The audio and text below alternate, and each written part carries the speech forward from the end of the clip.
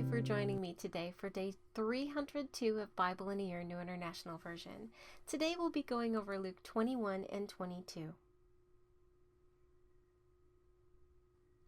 Luke 21. As Jesus looked up, he saw the rich putting their gifts into the temple treasury. He also saw a poor widow put in 2 very small copper coins. Truly I tell you, he said, this poor widow has put in more than all the others. All these people gave their gifts out of their wealth, but she out of her poverty put in all she had to live on. Some of his disciples were remarking about how the temple was adorned, with beautiful stones and with gifts dedicated to God. But Jesus said, as for what you see here, the time will come when not one stone will be left on another, every one of them will be thrown out. Teacher, they asked, when will these things happen, and what will be the sign that they are about to take place? He replied, watch out that you are not deceived, for many come in my name claiming I am he, and the time is near. Do not follow them. When you hear of wars and uprisings, do not be frightened. These things must happen first, but the end will not come right away. Then he said to them, nation will rise against nation and kingdom against kingdom. There will be great earthquakes, famines, and pestilences in various places, and fearful events and great signs from heaven. But before all this, they will seize you and persecute you. They will hand you over to synagogues and put you in prison, and you will be brought before kings and governors, and all on account of my name. And so you will bear testimony to me. But make up your mind not to worry beforehand how you will defend yourselves, for I will give you words and wisdom that none of your adversaries will be able to resist or contradict. You will be betrayed even by parents, brothers and sisters, relatives and friends, and they will put some of you to death. Everyone will hate you because of me, but not a hair of your head will perish.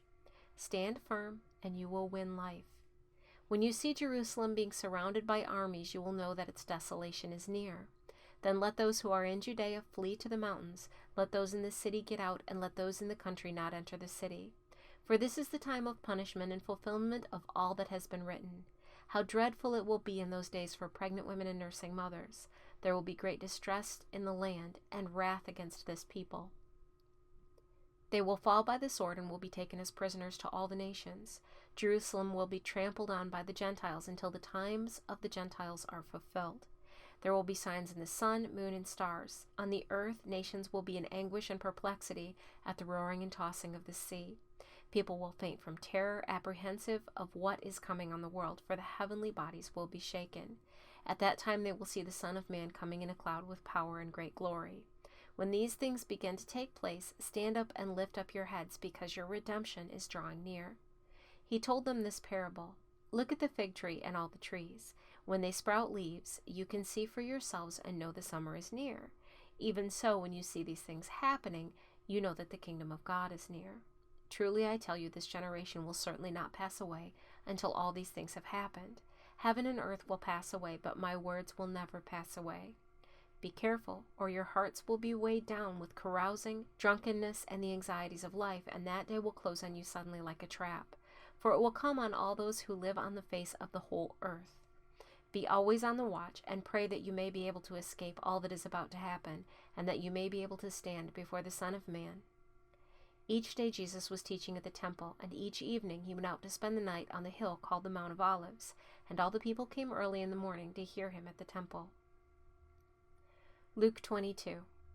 Now the festival of unleavened bread, called the Passover, was approaching, and the chief priests and the teachers of the law were looking for some way to get rid of Jesus, for they were afraid of the people. Then Satan entered Judas, called Iscariot, one of the 12. And Judas went to the chief priests and the officers of the temple guard and discussed with them how he might betray Jesus. They were delighted and agreed to give him money. He consented and watched for an opportunity to hand Jesus over to them when no crowd was present. Then came the day of unleavened bread, on which the Passover lamb had to be sacrificed. Jesus sent Peter and John, saying, Go and make preparations for us to eat the Passover. Where do you want us to prepare for it? They asked. He replied, As you enter the city, a man carrying a jar of water will meet you. Follow him to the house that he enters, and say to the owner of the house, The teacher asks, Where is the guest room where I may eat the Passover with my disciples? He will show you a large room upstairs, all furnished. Make preparations there. They left and found things just as Jesus had told them, so they prepared the Passover. When the hour came, Jesus and his apostles reclined at the table, and he said to them, I have eagerly desired to eat this Passover with you before I suffer. for I tell you I will not eat it again until it finds fulfillment in the kingdom of God." After taking the cup, he gave thanks and said, "Take this and divide it among you, for I tell you I will not drink again from the fruit of the vine until the kingdom of God comes." And he took bread, gave thanks, and broke it, and gave it to them, saying, "This is my body given for you. Do this in remembrance of me." In the same way, after the supper, he took the cup, saying, "This cup is the new covenant in my blood, which is poured out for you. But the hand of him who is going to betray me is with mine on the table. The Son of Man will go as it has been decreed, but woe to that man who betrays him." They began to question among themselves which of them it might be who would do this. A dispute also arose among them as to which of them was considered to be greatest. Jesus said to them, "The kings of the Gentiles lord it over them, and those who exercise authority over them call themselves benefactors. But you are not to be like that. Instead, the greatest among you should be like the youngest, and the one who rules like the one who serves. For who is greater, the one who is at the table or the one who serves? Is it not the one who is at the table? But I am among you as one who serves.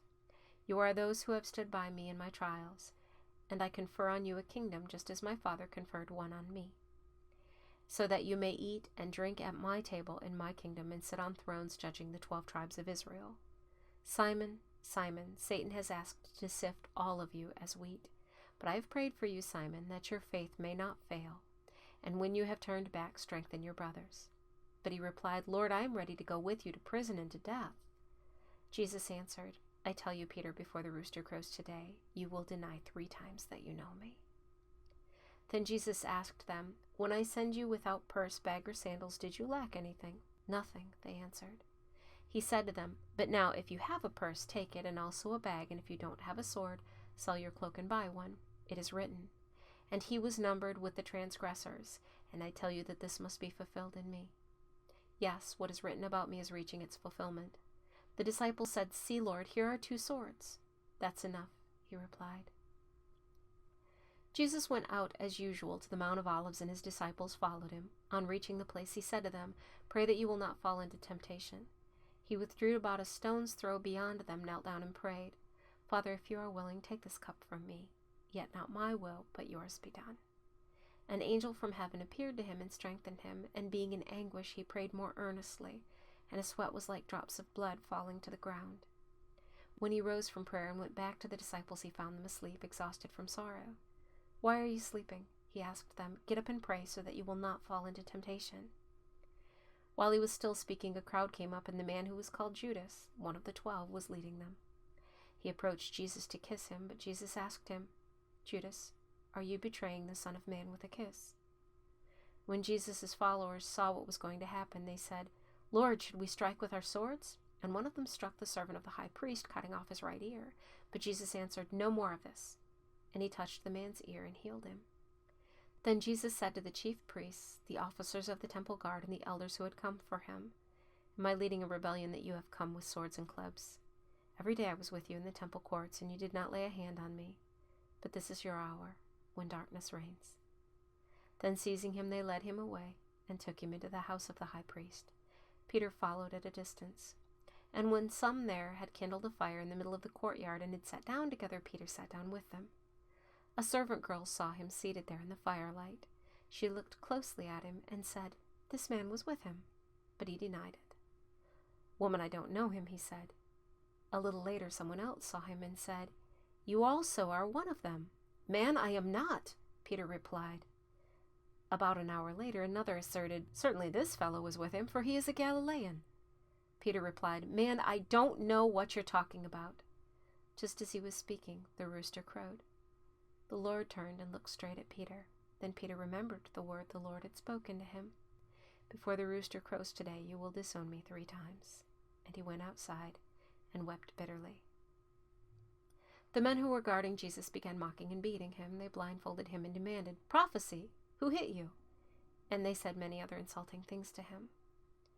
At daybreak, the council of the elders of the people, both the chief priests and the teachers of the law, met together, and Jesus was led before them. "If you are the Messiah," they said, "tell us." Jesus answered, "If I tell you, you will not believe me, and if I asked you, you would not answer. But from now on the Son of Man will be seated at the right hand of the mighty God." They all asked, "Are you the Son of God?" He replied, "You say that I am." Then they said, "Why do we need any more testimony? We have heard it from his own lips." Thank you for joining me today for day 302 of Bible in a Year, New International Version. I look forward to seeing you tomorrow for day 303.